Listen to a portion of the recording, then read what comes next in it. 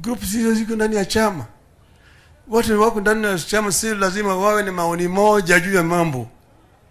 Lakini mpaka to protect the right of people to speak. Kama Sifuna ameongea, ako na haki ya kuongea.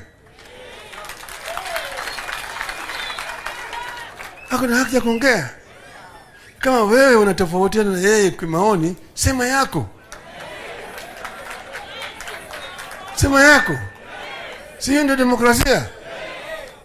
Mimi sijasema ati mimi usiongee kwa chama namna hii. Sema hata kama unaona baba anafanya makosa, sema. Mniambie mimi au wewe sasa naona wewe umezoeka rudi nyumbani. Unasema baba rudi Bondo.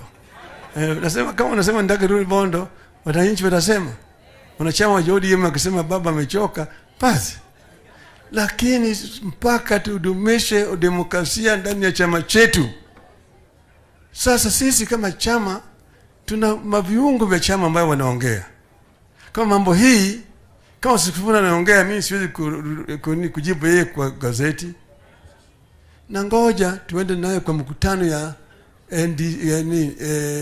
tuko na inaitwa kwanza Central Committee, pili tuko na nyingine inaitwa National Executive Committee. Tuko na viungo vya chama. Pale tukienda tunakaa.